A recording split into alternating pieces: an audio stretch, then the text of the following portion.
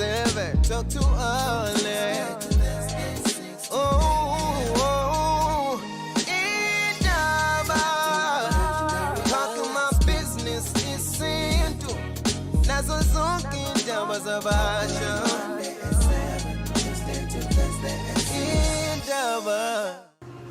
Welcome to Gagas FM. This is Saxenda, and this show and this episode is not suitable for Izindane.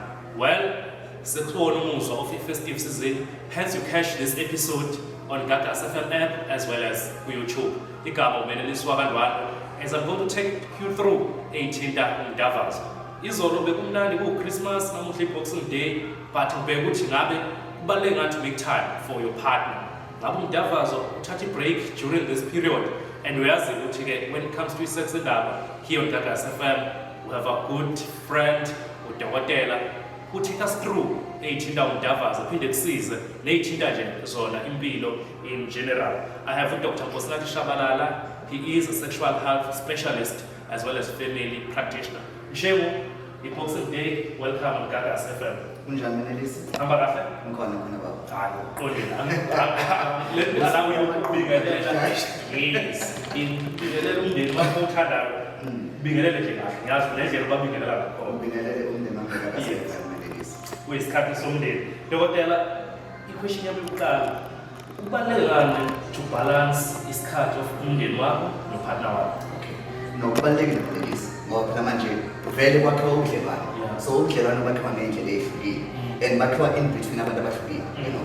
So vele wena nopartner wakho kumele nibambe ubudlelwano. Nawe ke ukuleyo relationship kumele ukwazi mhlawumbe uku-extenda ukuthi uvulele inkundla yokwakha ubudlelwano phakathi kwakho nomndeni walowo muntu loyo, you know, othi uthandana naye.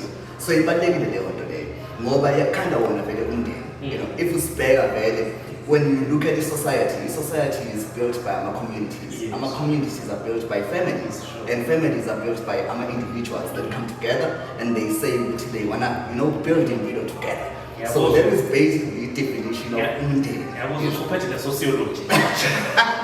No, I was very the dangers of not making time for partner work. Okay. Lobo uvele kuncishe into ukuthi, you know, kube khona inkubekela phambili within ubudlelwano, you know. Inkinga ke leyo ngoba manje uma ukuthi anisenze isikhathi ubudlelwano benu vele kube stuck endaweni eyi-one, you know. And lokho kuvele kube khona into yokuthi ukhona ozophuma ngaphandle eventually ngoba manje ungajabuli within ubudlelwano lobo kubona ukhona la ozovele ubone khona ukuthi mhlawumbe you know angibhilongi la, and then bese ke uzama-ke mhlawumbe ezinye ke inkundla ukuthi uphume ngaphandle. And kuba inkinga ke lokho ngoba manje uphuma ngaphandle hlezi kunomncuphi wokuthi uzobuya nezifo uyilethe khona la ngaphakathi ekhaya.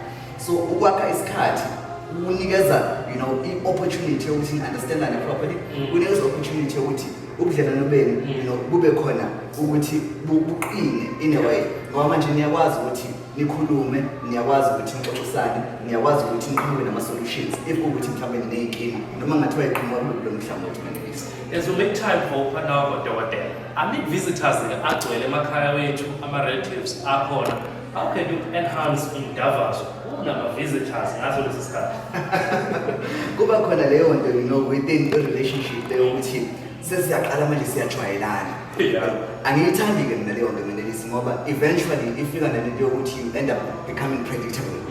So even noma ngathiwa bakhona abantu, you know, around, kumele kube khona leyo nto yoku-entice umuntu wakho. Kumele kube khona leyo nto yokuthi umuntu wakho uyakwazi ukumheha in a way.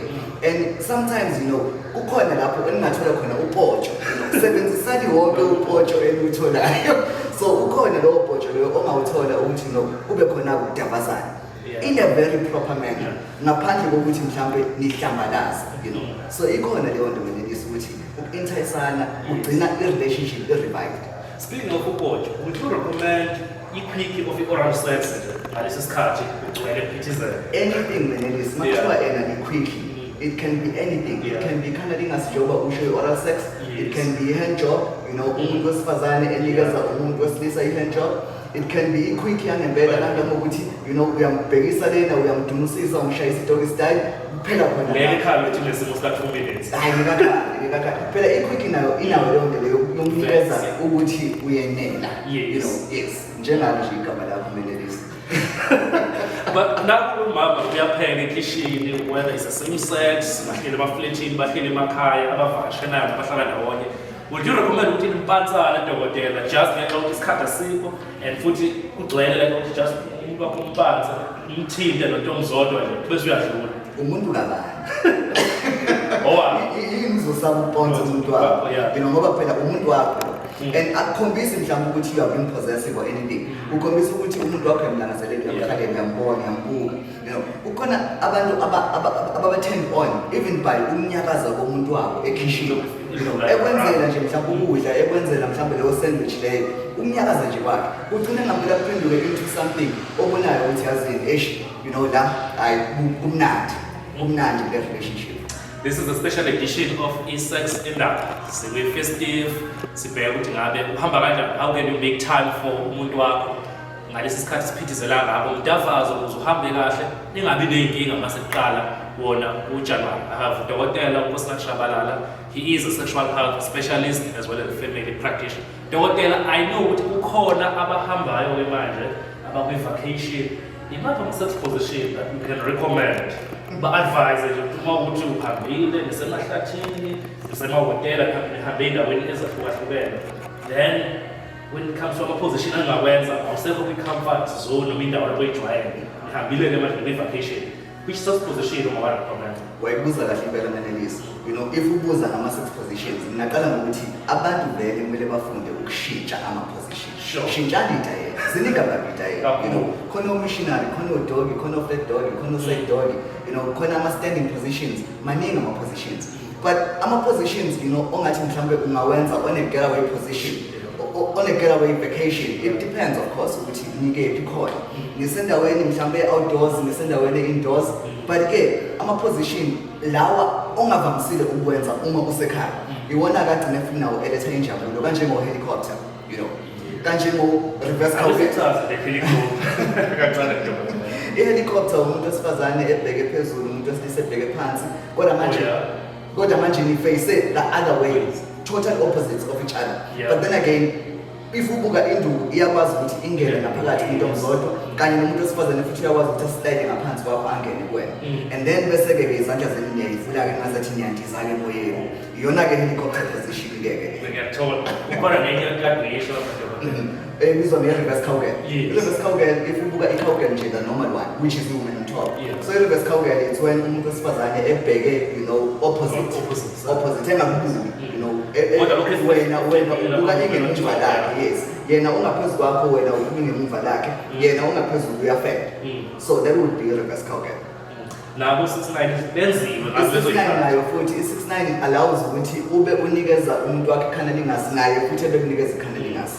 Umkhotha, Umkhotha naye futhi ebekukhotha. Exactly. So that would be 69. Ngiyathola Dr. Ngiyahope nawe as ubukele here on Gagasi FM app naku YouTube uyawathola ama-positions if away usekwi-holiday. But Doc, let us go back kulaba basemakhaya njengamanje.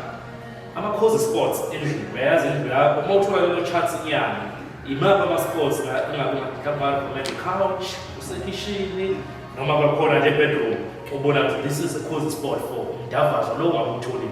Of course, it really depends ukuthi indlu yakho ikangakanani, uhlala efletini okanye uhlala in a proper house, you know, 2 bedroom, 3 bedroom. It really depends. But ama-cozy sports ungahlali endaweni eyi-one. Ungahlali endaweni eyi-one owenza ucansi. Zama ukuthi, you know, u-exercise i-freedom yakho within i-space okusona. You know, so i-couch, yes, definitely it's something abantu abaningi that they lean towards, you know, when it comes to kushintsha indawo yokwenza umdavazo. Even bathroom, if you are taking a shower, you can take a shower together, you can take a bath together, nalokho futhi ningadavazana khona la. Sure. And then even, you know, outdoors. Sure. Let's say maybe you have a patio. Yeah. You know, nalapho futhi ngaba khona indlela yokwenza umdavazo. Let's say maybe you have a garden. Yes. Nalapho futhi ngaba khona indlela yokwenza umdavazo ngalezi. So ungahlali endaweni eyi-one, ungayivaleli endaweni eyi-one. Yes. Doc, how do we get hold of you as we're about to wrap unyaka wa 2024? Utholakala kanjani la usebenza khona and your contact details? Yaba ikhona nalesi ngiyatholakala enambeni yocingo ethi 063 847 0511. izoyiphinda 063-847-0511. Eyase-office yona ithi 031-065-0226, 031-065-0226. Ngiyatholakala khona la eThekwini ama-office ami eSherwood, la eThekwini ama-office ami eSherwood, 3 Hatton Avenue. Doc, I appreciate isikhathi sakho here on Gagas FM, YouTube as well as our Gagas FM app. So hlala kanjani next year, which is next week. Sasibheka nje 18 ukuthi how can we enhance umdavazo ku-2025. I appreciate isikhathi sakho Dr. Well, thanks for watching this episode and do catch us next week as I bring you another installment of Isaksinda. And this show is not suitable for izingane. Do share a link with YouTube Gagas FM app so that uzokwazi ukubheka ukuthi ngabe ufundiseke and nanokuthi kungahamba kanjani when it comes to making time for umuntu wabo lesikhathi esiphithizelayo. Ngifisela ukuthi kube nonyaka omuhle omusha umnandi. Beyonce kahle ngentintwana. We'll meet again next week. This is Isaksinda on Gagas FM.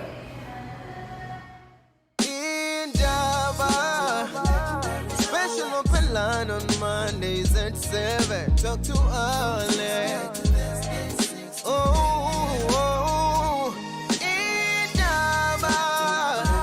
Talking my business is simple.